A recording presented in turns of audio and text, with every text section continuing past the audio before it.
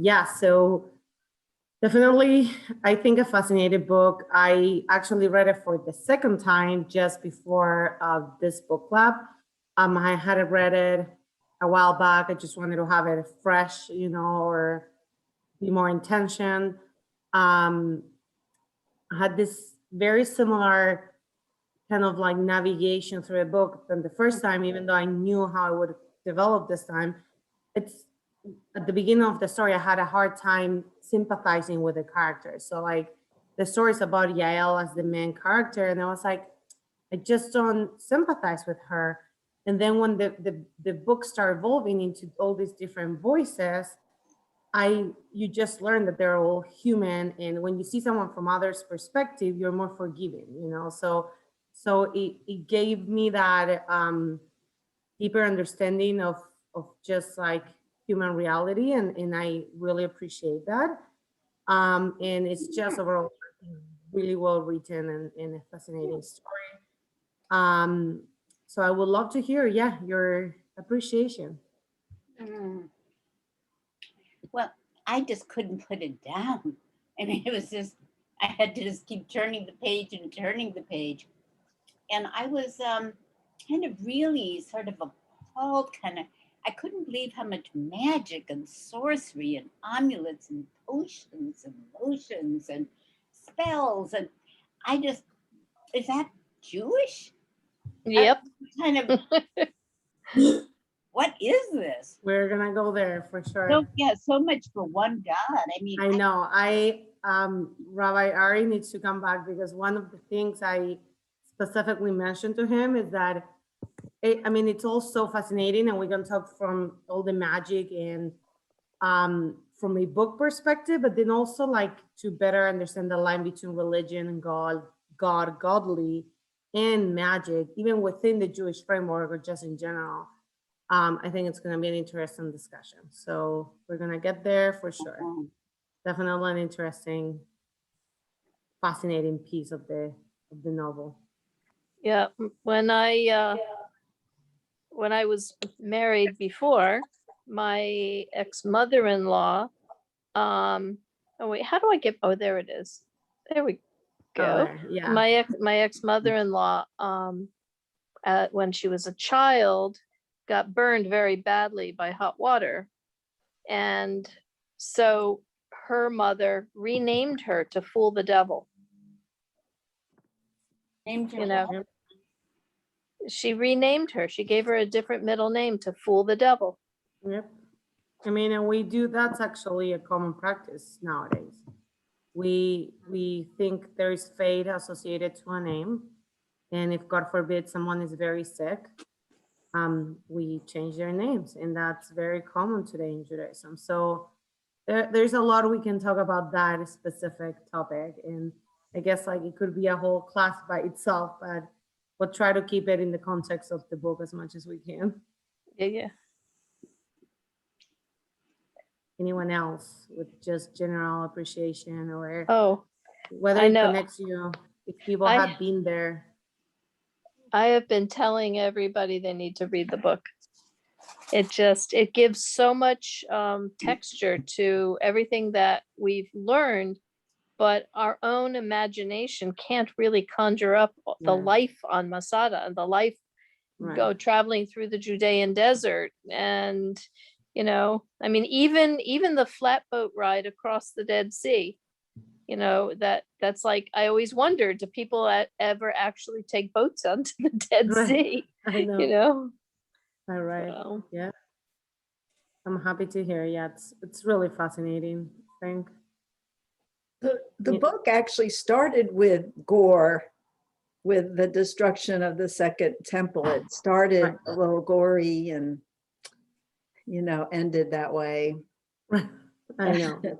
It never wasn't that way. Like, I feel the whole story was very, even the positive pieces of it, you knew there was this underlying death or fear or negativity, or I don't know. It's that combination. It was never pleasant or happy. And it feels that like Jews were so connected to the temple back then, that at least that generation, when it got destroyed, there was no life outside of it. And actually, and then that's something, Rabbi Ari, we can discuss, but like, even their Judaism was less of like a framework, you know. It was like, do we need to follow the rules now? We don't have the temple, you know. So, and there's truth to that too. Like when all your rituals were centered in one place and that place disappears, like, do we keep the rituals? It's like some point there, like even like slowly, like more rules stop being relevant, you know, because the temple is not there. And I think also, just to jump into that one point, and maybe we can pick that up as a separate theme, but like, you know, the temple was a place where lots of magic was going on. It was a place that, according to the Mishnah, there were 10 miracles that happen on a consistent basis in the Holy Temple, in the Beit HaMikdash. So when that's taken away, I don't, maybe not everyone, the first response is not necessarily, well, let's totally pivot Judaism and go to a study synagogue approach. Maybe it's what other magic is out there, or what other sort of supernatural, you know, other forms of magic can we conjure up. So I just think that's a theme that certainly is prevalent. Oh, hold on, Ariela, you're muted. We can discuss this more later, but it has happened through Jewish history, and in a very macro level, like really you cannot compare. But like even when like synagogues stop being like the center of Jewish life with like COVID, it's like, do I practice less because I don't have this framework that like helps me practice, or my Judaism shouldn't be affected by it? So I think like at different levels, we've been through these through history, just by the nature of like our own history and just the context in general. So But any just, other but just to jump in for my perspective on the book in general, I just want to echo some of the sentiments that I heard. I heard Adrian mention this. It just bringing an era to life in such a gorgeous way. It's a very humbling. It's beautiful. It's really beautiful to read, and it's so evocative, and it's so descriptive. And whether or not that was exactly the way it was, doesn't bother me. It's like, even if it's completely different, but it's whatever world she created is gorgeous, and it's raw, and it's violent, and it's beautiful, and it's loving, and it's violent, and it's beautiful. It's real on some level. That's what I thought.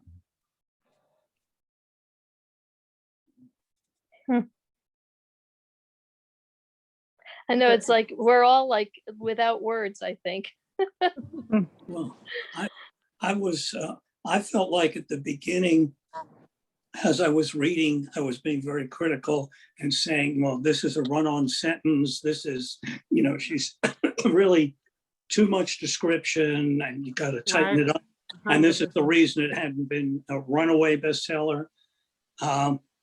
And I was saying that for about the first 8 or 10 pages. And usually a book, I belong to 3 different book clubs. I read a lot. The books that I truly like, that I'll never forget, that I always recommend to people, they catch me in the first, some of them, the first sentence. You know, it was the best of times, it was the worst of times. You know, that kind of thing, or the first paragraph, the first page. So I was saying, no, this isn't going to be a keeper, or, you know, lend it to everybody I know.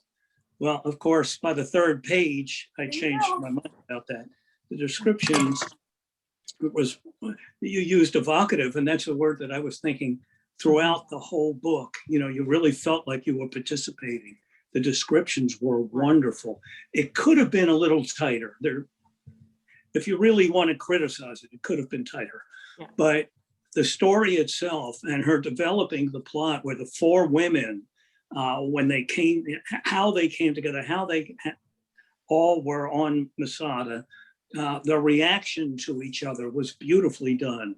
And the changes in periods was beautifully done. And the development, even some of the things were rather obvious when the man from the North, you know, like is probably by the first page of the Man of the North, you say, he's going to have a relationship with, you know, so you knew it was happening, but it was developed beautifully. And I just truly, you know, this is the first book I've read, you know, this is the first book, you know, with you all. But this is a start. I can't wait to find out what the second book is going to be. And my book is already, I have 3 people. So I have my book plate in the front of the book, so you know who to give it back to. I have 3 people already chomping at the bit for the book.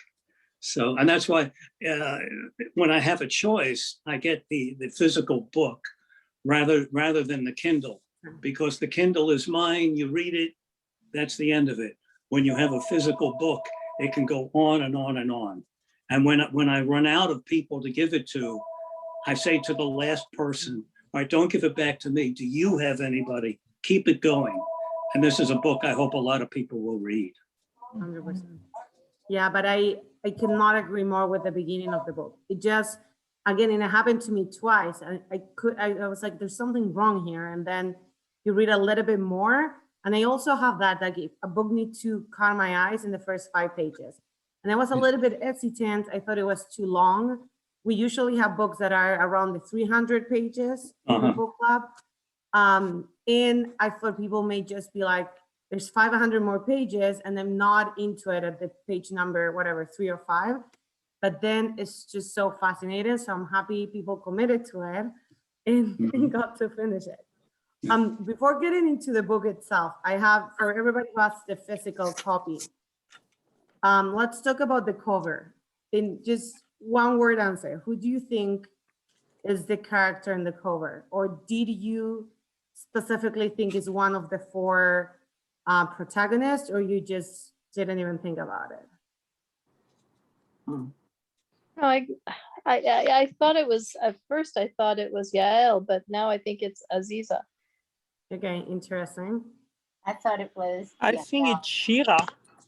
You think it's Sherry? Yeah, I mean, that's the whole point. I don't think It's all of them. it's all of them. I also thought it was Yael as the book started, and then I was like, why wouldn't they make her more like clearly redheaded in the cover? And then I realized like it's probably not Yael, and I also thought more it was Aziza, but I don't know, anyone else had a different perspective? Throughout the book, I felt like Yael was the one I kept going back to as the main character, because her description, of course, was the longest, because that went on, 200, maybe even 250 pages was just her.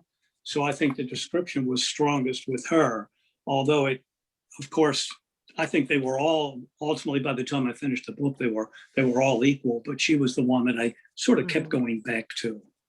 Yep, I agree. Yeah, I thought Ziza was the most intense of the women. Definitely warrior. Yeah.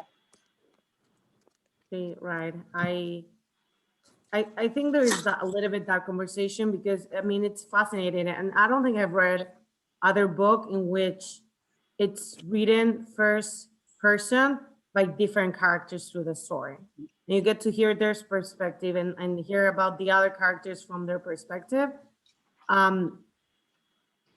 The complexity of the characters is really well developed, but do you guys feel like a stronger connection with one of the characters than others? Did that happen to you through the story, or were you able to just go through it as a more external type of relationship? Yeah. Go ahead, sorry. I definitely, Aziza, like the way she was born and then had to be a boy and hide her true nature. And she just, I thought she had a very, very complex roles. But do you identify with her? Was that the question? Do I identify? Oh, I didn't. That's a follow-up I question. followed her most closely. I thought she had a very complex life and what was expected of her. No, did I identify with her? Was that what your question? Yeah, like if you were to place yourself in that period, would that be the person that you would feel like was most natural to you?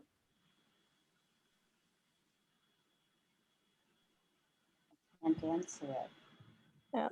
Well, I can tell you that's who I would identify with. Oh, you would? Yeah, I was a borderline tomboy all my growing up years. You know, my father treated me as one of the boys. I was never daddy's little girl, you know. I was always one of the boys. He took me target shooting. I shoveled the snow, I raked the leaves, I mowed the lawn, and I did laundry and cleaned the kitchen. So, you know, I got to do it all. But no, I identified with her quite a bit, actually. I don't think I had her Aziza's- courage. when you see her from a modern perspective, and my mind goes into gender identity, or the difference between gender identity or your sexual identity, and how that play, because she clearly was inclined to love men, but her identification as a gender wasn't clearly as a woman. So I just felt it was fascinating how fluid her character is. And today we're learning that people are much more complex than we thought, whatever, how many years, 2000 years ago.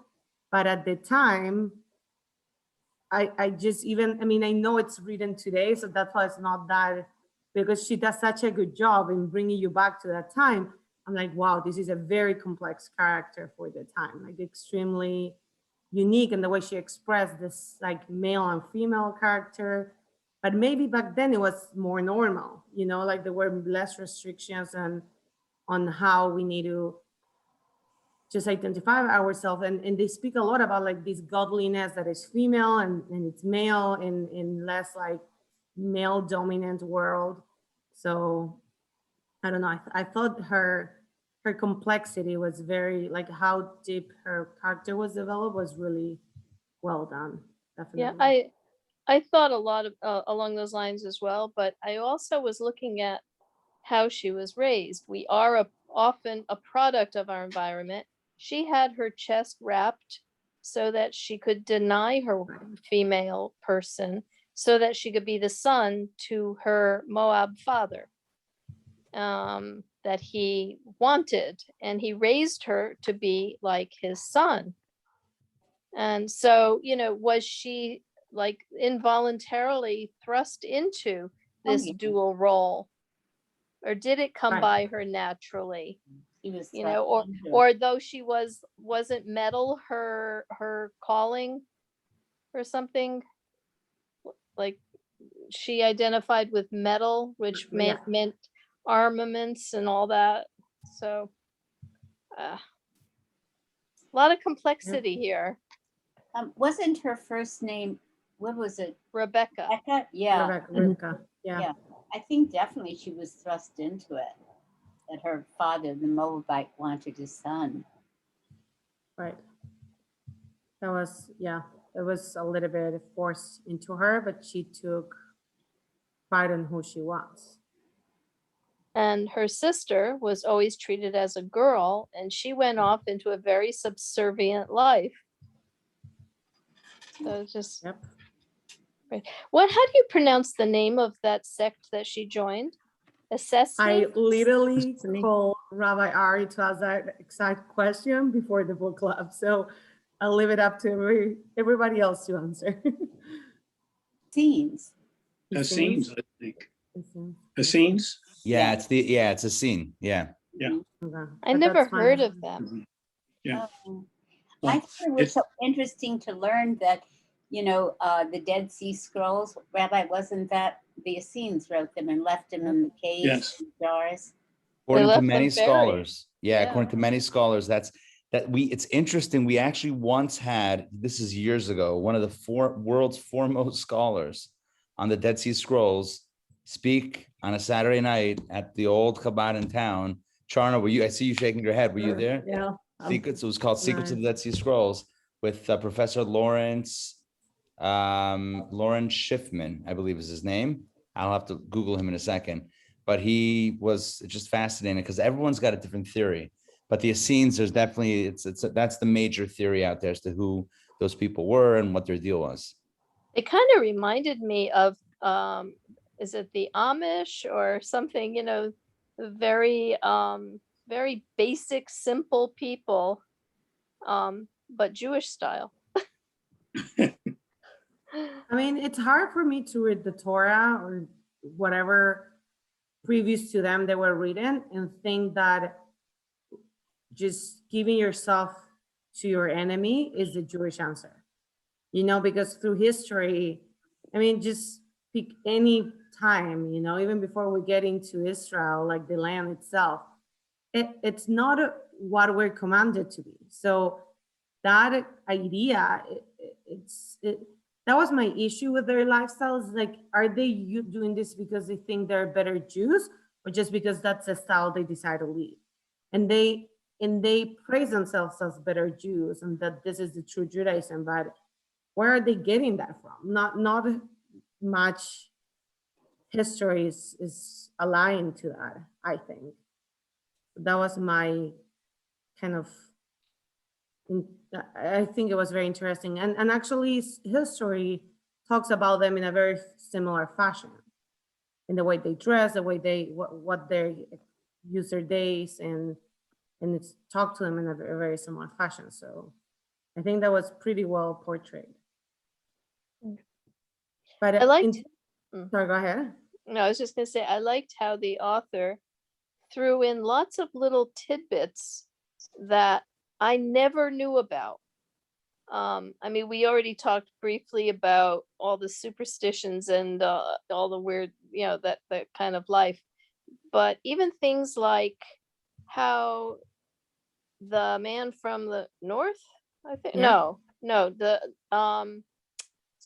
what's it, the guy who was with Aziza. I forgot. Yoav. Yes, Yoav, right. yes. So how he turned his back on the temple because they were being hypocrites by always admiring the Torah covered in gold, you know, the fancy coverings, and that was not the way it was intended. Right. So I don't know, just that's, you know, and there's always been the closet where you keep the Torah and you keep it covered out of sight, and then you dress it in a cover, which I just thought was always for protection. But then you have all these jeweled coverings, and it just seems like it's counter what he believed it should be. Mm-hmm. So I don't know, Rabbi, if you got anything to say on that. You're muted. He was the man of the valley. Yeah, thank you. It was Eliezer, it was Eliezer ben Yair who railed against the priests at the temple and why the ark was now not just in a tent, but gilded. Oh, okay, thanks. Yeah, I thought the character I kind of empathize the most. I don't think I represent myself. It's just such a foreign, altogether reality that I have a hard time saying that it will represent. But Shira, how complex her life was, I was like, I felt a lot of empathy, because even though you could see her wrongdoings, then when you understand her history and like the life she was brought to lead, and how she was a product of something that was permitted and then not permitted anymore. So she took this status of like almost unwanted by Jewish people, and had to live with the whole life, and how she was able to keep her, not only her love to Eliezer, also her traditions and her involvement, like how she kept teaching them Hebrew and choosing like Jewish names, even though the kids, based on the laws of the time, are not even Jewish, which is the opposite of what we believe today, but that's how it used to be, you know, the two younger ones. And she used that against Nara at some point. It's like, if they would know who your father is, they wouldn't accept you. That's what she meant back then. The religion was a fraternal religion, and just like what she went through to come back, and then how she, at the end of the book, is like, maybe I should be in the red land, like referring to Petra. Maybe I should be there. What am I doing here? I'm like sacrificing my whole family for someone I love. Like, I don't know, how complex her life was seemed very pivotal for the book, like as almost like the main story as the book continue. But yeah, I would love to hear anyone else just pick a character. What about the prisoner, the slave, Yeah. and the relationship that Yael built with him? Anyone have anything to say? I mean, he was not Jewish, but yet he understood the language. So my 2 cents of him is that he was used as a way to unify these 4 women, because it was pretty impressive that who should have been the source of completely disagreement around them, like fights or the way they would qualify him as either person or not. There's this part in which Rivka says he's no more than like a little stone in your shoe. But the fact that they were able to all want the same and fight for the same, it was a way to show how united and like how connected the 4 of them was. That was my impression of that character, but I would love to hear anyone else's. But the way he was treated is not the way we describe in our class with Rabbi Soli. She always say how, we take, I mean, if we can say, good care of the slave back then. So I was glad that nothing happened when they took care of him as they were supposed to. And I was a bit worried that he would turn back and do something bad. And, so I was glad nothing happened, and it justified what they did. To help him. That's interesting. I also thought that possibly he could do something bad, but then I started thinking that he was a gentle soul, and that he was also just thrust into the circumstances of his time, and didn't want to be in that position. He wanted to go live his peaceful life, but he got pulled into the wars. Yeah, that character development I found interesting, because again, he in the beginning he was you would say he was a yold. I mean, just a block, and he didn't know this, he didn't know that, he didn't know. But each time they described what he didn't know Yiddish, and of course we immediately knew. Of course he knows Yiddish. Of course he knows Greek. Of course he knows this. And of course the character was developed where this was an intelligent man that happened to be at the wrong place at the wrong time and became a slave. So found that interesting. I don't want to hear a spoiler alert, but do we ever hear what happened to him after he was set free? No, we don't. Wind was just lost to the wind. Mhm. So we Right. just have to imagine he's off with the lion somewhere. Right. Which I went back definitely- to the right. country of We don't snow. know what happened to him, but I really think a lot of this character development is you have these leaders that have really strong commitment to a cause, and then just thousands of people following them. And even within the Jews, you see it. It's like, do they believe it? Because Shira keeps saying it's all because of Eleazar. It's all because of how strong he is. So, and I mean, you can see it whole through history. It's like, but these guy, exactly the men of the North, it's like he was part probably of like this super large group with one strong leader, and it's not his goal in life, but then you have these leaders that they're really committed to this mission, and they're just so powerful as leader that they just can attract hundreds or thousands of people to just align to them. But it's not their essence, it's not everybody's essence.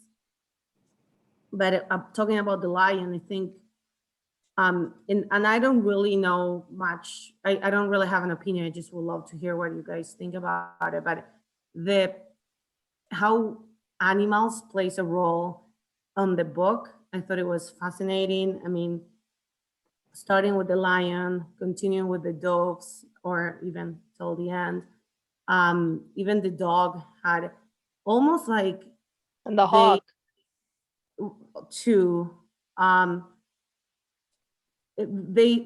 The author was giving them human qualities, like the hawk was very loyal, or so like they, as I was reading the story, I was like almost at some points confused. I was like, do I see them as people? You know, like even the dog when he was protecting Aziz at the end, I almost in my imagination it became a person protecting Aziz, you know, or just the doves in general. What was your perception of how like the role of animals through the book? I thought the animals represented the dove of Israel, but the converse also the lion of Israel. And I felt like that was a stream that went throughout.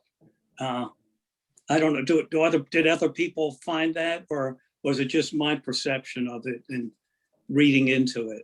I wasn't sure, of that, but that's the way I felt through the whole thing. Interesting.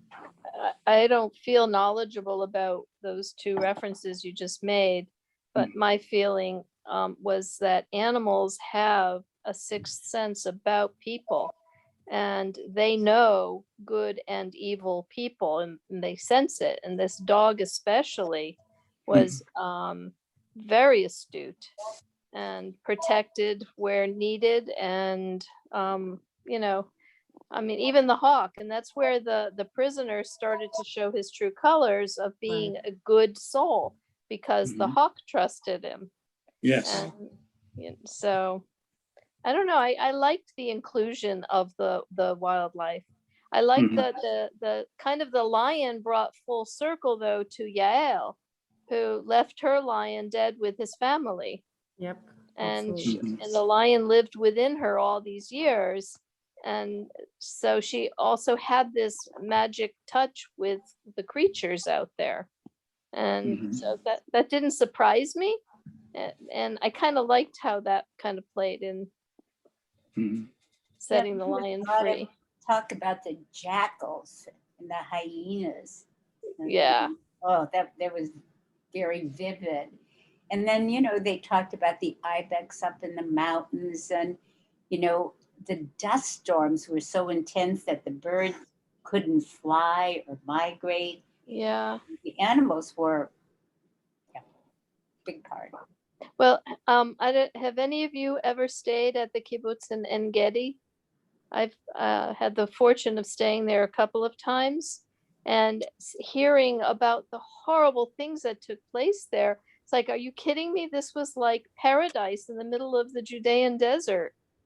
And then you see all the little miniature deer running all around the place. And I'm imagining they're the ones that help to feed the people, Right. Has anyone ever been to En Gedi? Not Yes. to the kibbutz specifically, but to the waterfall area. I've been Yes. Oh, I never saw the waterfall area. We just stayed there among the all the lush growth and everything. It's just there. There's a common hike that people do, which is just like a small waterfall. I guess for Israeli standards is big. But on my list it's for beautiful. It's on my list beautiful. now for next time. Yeah, really. Oh, and don't forget the goat that went with her to the Oh, Essenes Right. and Totally provided forgot about milk, that. and then she had to, He let it go. yeah. that's right. I did forget about the goat. Absolutely. That was so important. That's the fascinating piece of the book. It was so important. And so like if we would have done like a half point meeting of the book club, it would have been all about Yael and her experience and probably all these perceptions. But like as the book just continues, that's just a story that brought her to Masada, which is the center, the pivotal piece of the story. Yeah.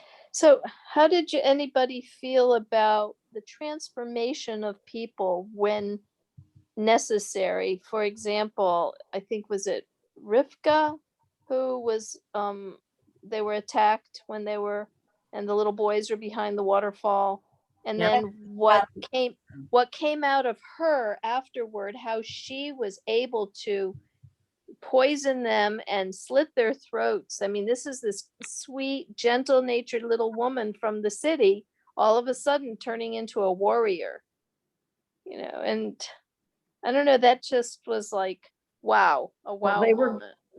they were going to kill her if she didn't do something. Yeah. You know, she took that point, the hemlock, That was so you clever. know, yeah. Someone, you know, for some reason I took it. Oh, an angel. Was it an angel was telling her what to take? To bring with her, Yeah. you mean, on the Yeah. journey. Another reason she may have done that, her children were behind the waterfall. And Those are her and grandchildren. eventually they'd have made noise, they'd have something. So she Right. had to do something before they were aware of the children being there. So I think she did, Yeah. Yeah, in my but estimation, the right thing. But even to put her daughter out of her misery, you know, that's Wow. God, wow, yeah. Wow. Yeah. And I think, I mean, in a personal level, let's hope we never are in a situation like that. But history has proved that it's our nature. Like if we need to, in this case, I think what Steve is saying is the truth. It's like if you have something to defend that you love, and in this case are these two boys, it's anything is permissible, and you just become that. It's just a facet that we don't see, we don't use, we wouldn't need to.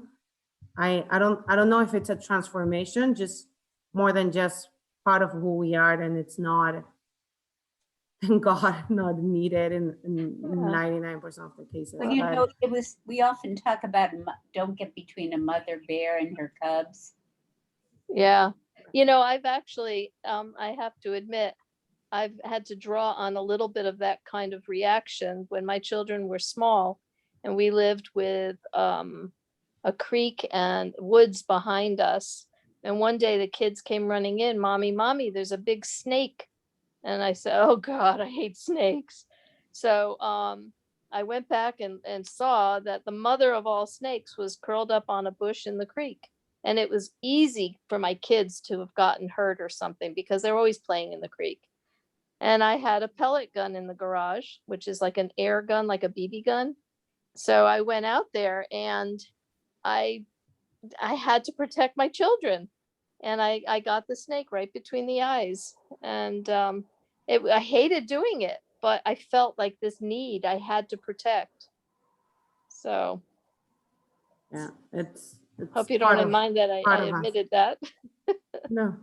Well, also taking the last breath, that was, or giving breath, that was a theme too with two of the characters.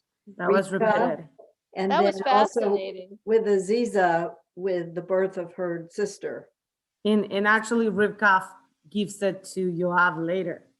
And she repents. She says, this is one of the two things I regret in my life. And one is have letting my daughter go with him.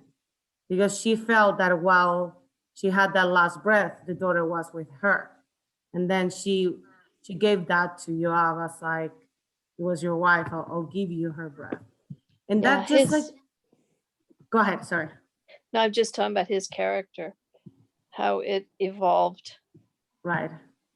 And it went, it's very cyclical, but talking about Aziza's relationship, what was your perception of Yoav's, of Yael's brother? Like, did you have a positive association? Did it change through the book? Amram, yes. He was shown in a positive light, but then Shira, when she, in her chapter, I think it was she who said that he was a spoiled brat. So there were different perspectives. I thought he was held in high regard and they had a good relationship, but then it was changed, I think, also because of the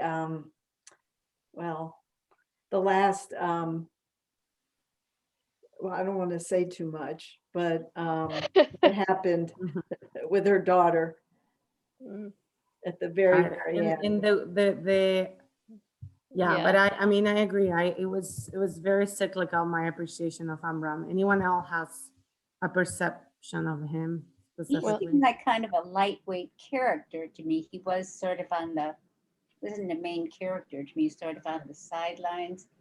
You know, It was definitely, yeah, yeah, not. the first one, like looking out for his sister, and then he wanted to become a soldier, but you know, he wasn't the greatest soldier. And you know, I didn't form too much of an opinion of him one way or the other until I the think, end, the death. I think, I think he was kind of a shallow individual. He wasn't very deep. He liked, you know, her because she was pretty, and I think that he was um, a tool for the author to help show the strength of Aziza. Let me say something about what you just mentioned. I had the same exact perception of like, it's all only physical and it's a physical attraction and that's it. But then I realized that many of the relationships were just that kind of quote unquote love at first sight, or just started as physical and they develop into something else and they didn't bother me. So like even Eleazar and Shira's relationship, they see each other and then that's it, you know, or all the other relationships in the book are very much alike, but somehow Amram seemed like a more, or the author just made a point in writing about him as a more superficial character or just superficial relationship. But I don't know if that's fair. And I went back and forth because like many of the relationships seem like the Shira's relationship in Yael's relationship in the desert. It was all very similar in fashion, but somehow she made a point of giving us the impression that this was a superficial relationship. Mm. And I think also that when they start going to battle together, and when there's Aziza's perception of how he is almost like heartless in the field, and how he's killing kids or doing this or that, that also affected her in the way she saw him or stop, basically. Yeah. So I have a question. I know that there was a period where Jewish men were allowed to have multiple wives, but was it also very common practice to take such young girls? I mean, 12 and 13 years old. I mean, was that like, I mean, that's what we call pedophilia. I don't You think it know? was considered young back then, just No. in society as a whole, not in Judaism particular. But though the author kept referring to her as still being just a child, you I think know. a lot, and then it's when it comes, and it's not the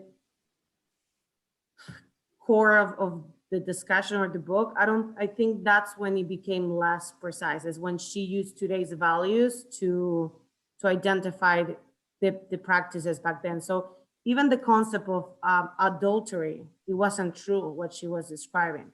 The cases she called for adultery were a married man with a non-married woman, which it's not adultery based on the laws of Judaism back then.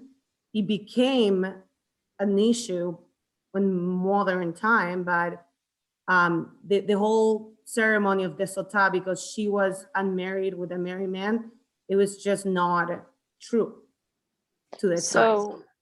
So she took some poetic license or liberty. She definitely more than once, I think, and that's the beauty of the story. Is like I think what Rabbi Ari saying, it didn't bother me. It's so well written that we know it's a novel, and part of it is true. And then she gives reference to things that if you want to learn more of actually the historic side of this, you can refer to these sources. But at least that I know, which is that I think the age perspective is with our eyes, is with today's eyes, of how it sounds like horribly terrible. And then the adultery perception of a married man, it's also a more modern concept in Judaism. And it Yeah, I wasn't- wanted to pitch in on that Eliezer Ben Yair and they eloped. I mean, they got married. Right.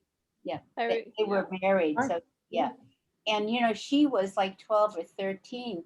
I think what was the book pointed out, what was really appalling was the young brides in the desert, and they were truly young, very young children. Oh, the two Yeah. girls The that were two dead. brides, For girls. yeah, Yeah. who died hand in hand. It was commented that they weren't even old enough to menstruate. Right. And that was that wasn't the Jewish practice. I don't think that was a common practice. It was more the nomads practice, which were, even by their standard back then, were seen as like very beast type of behaviors, So, but the Jewish standards, definitely the age wasn't as problematic as we see it today. And a man with multiple wives. I think at some point she mentioned that within wealthy people, it wasn't as common, Yeah. So it wasn't necessarily the norm, but there were certain situations in which Yeah. the social scheme on a specific town or city or whatever, it just. Well, like Shira's Moab husband had multiple wives, and he would take off and leave her to go visit with them. Right, right. And his for other a period families. of time, right? Like for long periods of time. And just to echo what this conversation and what Ariela is, I think it's a very important point to make. The Torah itself talks about how Abraham, the first Jew, he's married to Sarah, but he has a relationship with Hagar. Right. So, and that's not considered, again, biblical law. It wasn't prohibited. So, I mean, we have rabbinic law today, and it's a bit of a different situation. But biblical law, it was an adultery. But was it okay for the women to have a relationship with another man? Or No. were they bound to their husband, period, full stop? Where Right. right, that was the adultery considered in the Bible, like at least so the evolved to also include the man, but back to Jewish law, just based on the initial Bible, it was definitely adultery with a married woman with another man. As far as And Abraham Anna, goes, I thought he was able to enter into a relationship with Hagar, with Abraham's wife's blessing, because she was barren. That was That all used to on be a board. very common reason to go get a different wife. That was it was seemed to be that it was the main wife, even through the Bible, not like the Moab experience that was described as like 6 months with, I mean, we don't know how many, but like it was like, I'll just go around my few wives and Make the rounds. Yeah. but the Moab, the Gonna- way they describe the Moab experience, I love that part. It's just so foreign, and she makes it so natural and so human somehow that I think that piece of the story is beautiful. I would have enjoyed if she had actually gone to Petra so I could hear what life was like there. Right? I haven't been to Relatively. Petra yet. It's on my list. That's I that's a think great that trip. the weather Anna is mentioned also she regret also that if she would have allowed Shira to be, the official second wife, then it would have been easier. She would have been able to enjoy the kids and everything, but Right, she chose differently. right. And didn't that takes realize us that till the end. Yeah. Mhm. to that. Add one more Okay. comment that I thought, the weather was a big item in the book, just like the animals were, the weather, the dust storms, the heat, just that had a very big role in the book. Well, just survival. Just To me, it survival. But really- anyone that gonna- has been in Israel in the summer. Yeah. Yeah. I think just to me, the part of that is just understanding how disconnected we are with, not all of us, but many of us are so disconnected from nature that doesn't really matter what's going on outside. The animals don't bother us. The weather doesn't, but we have our houses, we have our fortresses, Right. and sei gesund, windstorm, a snowstorm. I have a roof, I have insurance, and unless it's a hurry, mamish, gewaltig, but otherwise, typically we're good to go. But it's different. We're living outside, and every rain, every sandstorm, every beating sun, lack of water, it's real, just being really connected with nature on a completely different level. And that's, I love the book in that it really, as I said before, just takes you to a different state, which is, I think, gorgeous. And if you look behind me in my photo scenery, I have my sky garden going again on my balcony. And I'm raising plants and foods and vegetables. And I was identifying with all of that in the book as well, because I know that when we have dry spells or extreme heat, my plants suffer, and anyway, I just throw that in there. Yeah, the weather component, it's really, you dread, like, as the months keep going on, and I'm like, let's not be again, let's not be that horrible heat. But, One tradition they mention is that he couldn't see his daughter when she was born for 10 days. Is that a thing? Well, that but was she lullaby. appreciated I've it, never heard that before. Me neither, but she was happy about it. She appreciated that tradition. Yeah. It's really I was interesting to wondering protect the man from the possibilities of something that could be unpleasant, Right. but to then protect the kid to not be unwanted by the dad. that's really interesting. I know the superstition that I grew up with about when you are pregnant, you don't have a baby shower because you're tempting fate. So, you wait till after the baby's born, then you set up the room and do all that. So you Right, won't which have. I just very quickly, I'm gonna leave a few minutes to talk about the magic element, I promise. But just before that, I just wanna mention that phrase that Shira kept repeating, that we learned later at the end of the book, that was her mom said to her, which is, love will be your undoing. And that this relationship with love, and I think I try to keep track, because the first time I saw it, I remember how important it was for me the first time I read it. And I think this was repeated about 30 times in the book, these few words. So what was your understanding on this concept of love will be your undoing, and how she was trying to keep her own kids out of love, which seems like so basic in human just experience? So did anyone have any appreciation of this specific phrase?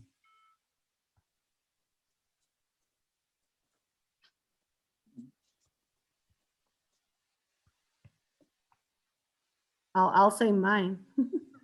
But anyone just jump in. The way I see it, or what it evokes to me, is that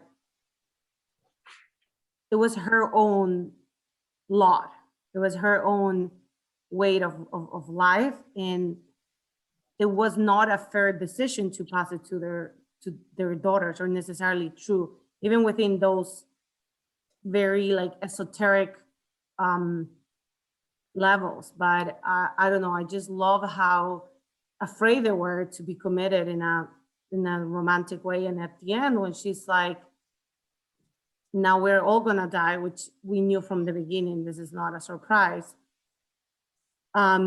She's like, I shouldn't be here. Love was my undoing. I should be in Petra somewhere, and everybody will be alive, and he says that to Aziza at the end. So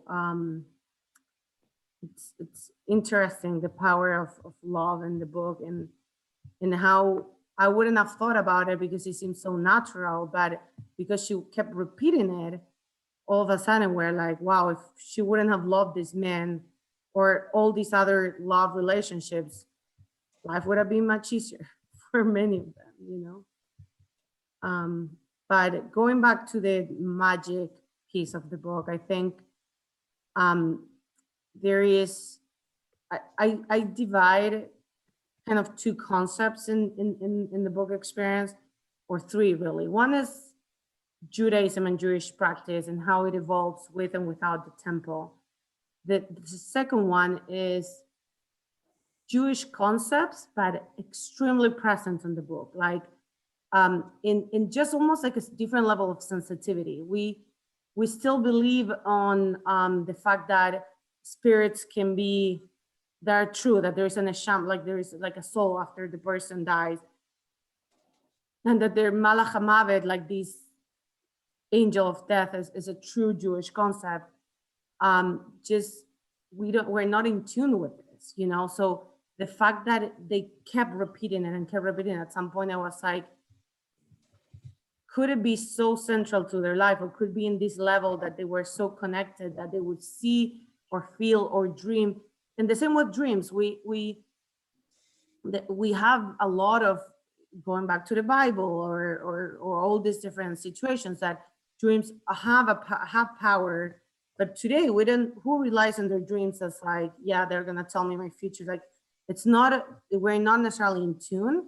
And then the third element is like the magic itself, which is this book that she received from her mom, that had all this, like, mix a little bit of this and that, and like incense, and she had this little altar, which almost seems like idolatry. You know, she would talk about like the queen of these, and turn a little candle for it, you know. So this is how in my mind I divided, even though they all seem so foreign for us and almost intertwined. And then even when we talk about like these things that are in this middle element, like growing up, I had like people saying to me, like, don't put a kid on the table because you're gonna tempt the malach hamavet, like literally today, like 10 years ago, or Yeah. trust someone with two people because you're gonna confuse them. Like, those things are like, it feels like, is it really Judaism? Is it really, should I listen to it? Should I give it power? So I would like Rabbi Ari, if you want to start giving us just a general appreciation of that element of the book for you, and then I would love to hear everybody's comments. Yeah, I think I like the way you divided it. I was just quickly looking up a story from the Talmud, Tractate Sanhedrin, tells a story that there was a rabbi, Rav Ashi, who said to his students, tomorrow we're going to learn about three kings. Manasseh was one of the Jewish kings in the past. And Manasseh, the king, appears to him in a dream that night and says, how dare you call me Manasseh without an honorarium, without an honorific.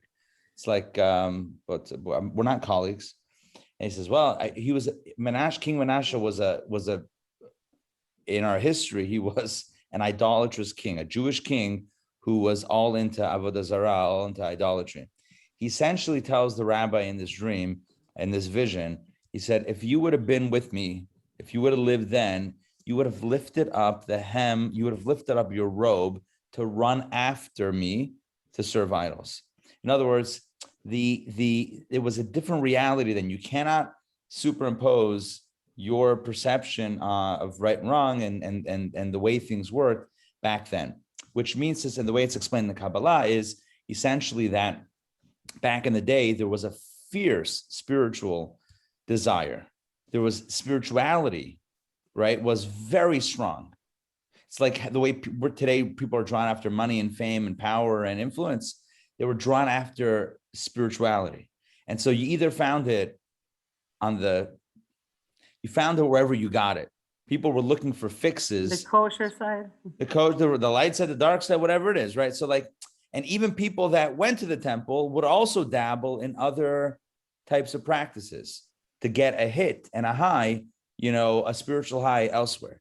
So it's kind of like, I'm just thinking modern examples of like how we're into food, how we're into entertainment. So you go to a movie theater, but then you have Netflix at home. So there was a temple, and then people would have, illicit, I'm not saying Netflix is illicit, I'm just saying that, but maybe the movie studios would think that, but you would have like also, makeshift altar set up, and you would practice other sorts of worship and sorcery. So it's really hard to put ourselves into that space. The Talmud says that by the time of the Second Temple, the rabbis got together and kind of put an end to that type of fierce desire for idolatry, and it was removed from the world. So we don't have the sensitivity either way. We don't have the sensitivity toward holiness or the desire for unholiness on the same level. We're just desensitized all around. It's like this cold water poured over the whole thing. But it was real. That's my understanding. Is the Torah says don't practice soothsaying and calling up the dead and necromancing, and it talks about the Asherah tree and the Baal. It talks about all of these types of idols and sorcery and black magic and all these things, and says don't do it. And my understanding is the fact that the Torah says not to go there means that there was something there to go to, because if it was Interesting. Baba Mises, it would have just said it's Baba Mises. It doesn't say that. Right. It says that's not your way. It's not the Jewish way. Rabbi, Which I have means a that- question for you. Yeah. I was disturbed at the end when there was so much slaughter. And I thought, why would God say your soul has to roam the world forever because your head has been severed, or because you weren't born, you died in your mother's womb? It just seemed like, is that God really? Is that true? I cannot believe that.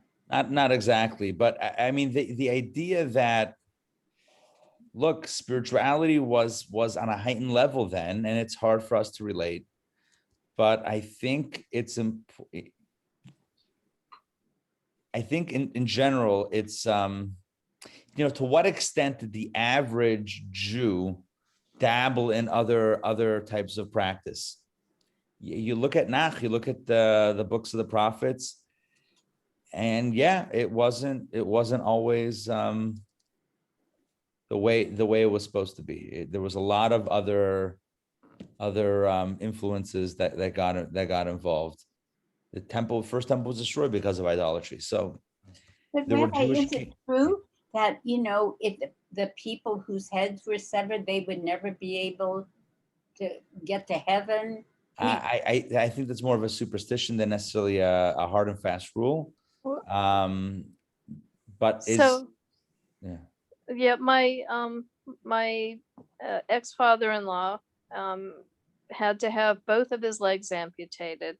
This is a long while ago, and his brother-in-law was extremely orthodox in his Judaism, and he admonished the hospital to save the legs when the time came for him to be buried someday. He had to have his body parts all together.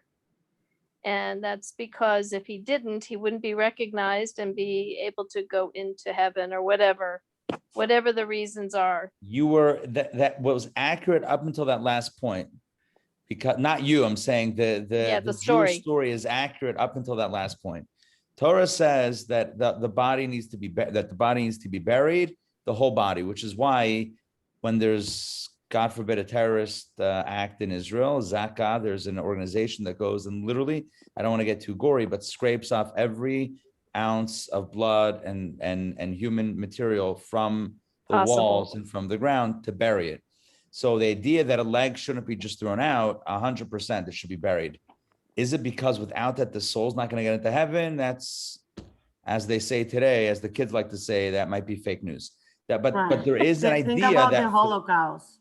Yeah, It's- exactly. I mean, the rabbi of course said not. they were all martyrs, and they're Of course. all, It's about kavod hamet. It's- It's about the right. honor. It's It's about honoring. honoring the it's not body. about, It's about caring for the body with respect and dignity. right. It's not about if you don't. It's like I don't want to debunk anyone's conceptions here, but I'll go ahead anyway.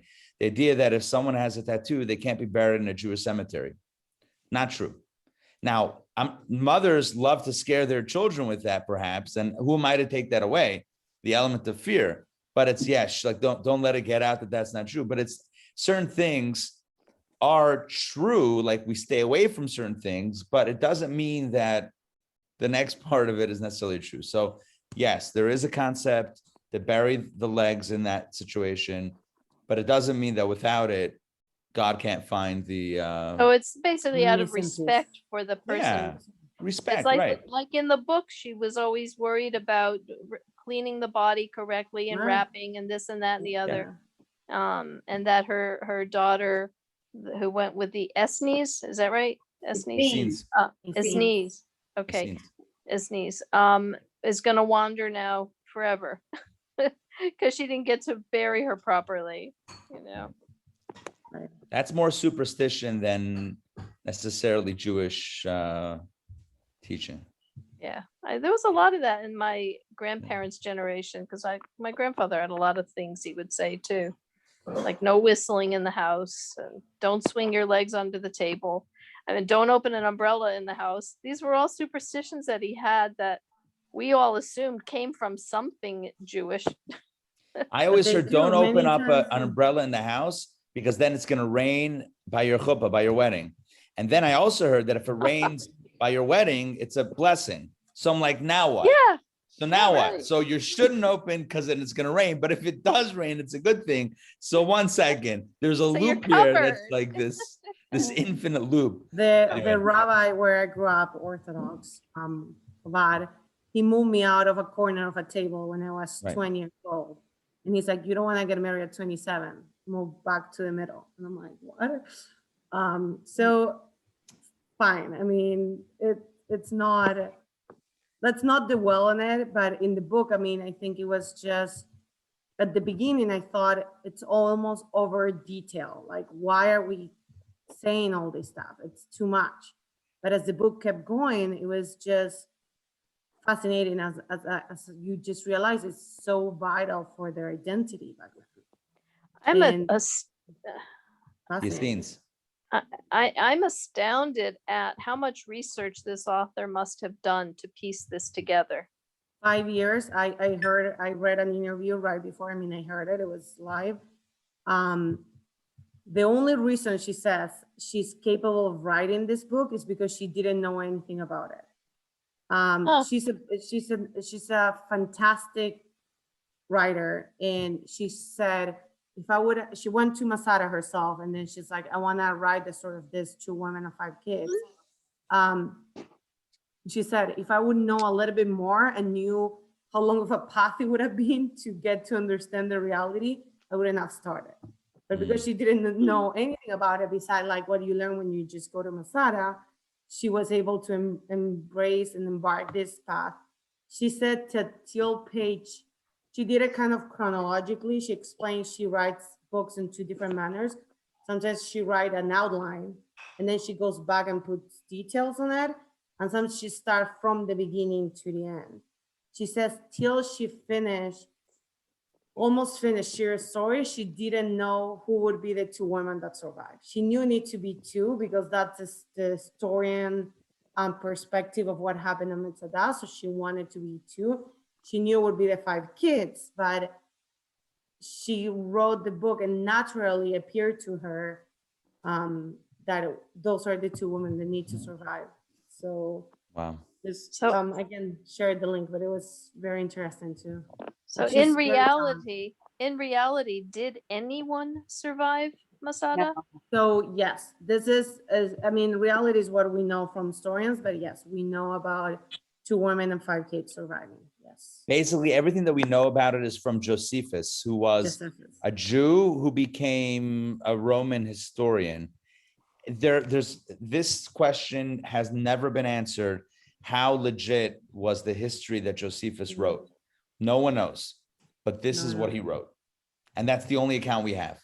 That's Okay. So there's no other account that fundamentally challenges it. The only question is, was Josephus making stuff up for the Romans? Was he embellishing because that's how he spared his own life and that's how he made a living to write the Jewish history vis-a-vis the Rome, that the other side. He kind of wrote it for the Romans about the Jews. How accurate was he?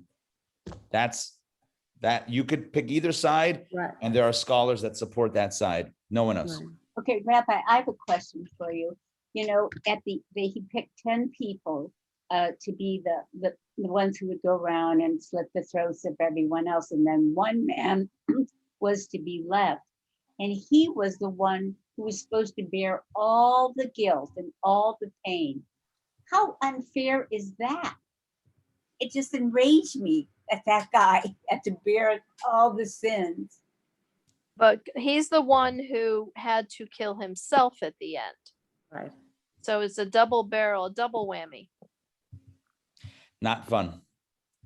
Not fun. We had a class once. We had a class on Masada on this period of history. We did one of our JLI classes was on this period.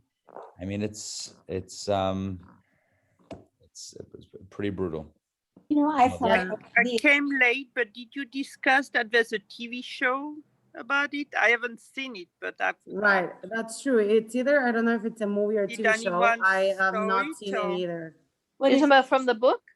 Yeah, it's Yes. called The Dovekeeper. It's the same name. Yes. I would love to hear next time we can dedicate 5 minutes if someone watch it. I Mm. haven't. And But I I haven't know. had time. Mrs. to. I Maisel just plays- finished the book, yeah. so Oh yeah, does she? Mrs. Maisel plays Yael. Oh Oh, wow. really? Oh, No, is it? Now we all have to watch it. Brosnan. What is it on? What service? I think when I looked it up, I saw that it was on CBS. I think it aired on CBS. Is that true? Oh, I wonder if I can get it on demand. all All right, It's Ariela, not I think we Netflix or should we wrap Prime. it up because we're at the time, I think. Yes. We can give 5 minutes to discuss that next time if anyone gets to watch it. But Yeah. I'm happy people enjoyed the book. I knew it was a big task, 500 plus pages. But we're gonna be sending the next book for next month for May during this week. And we have some exciting candidates. So yeah, looking forward to seeing everybody. I don't know if there's any closing comments or questions.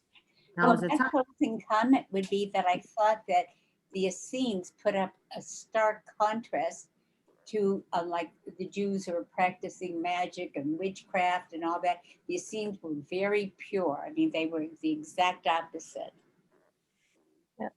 And my takeaway is how much I don't know about our history. And I got to figure out a way to make time to learn more.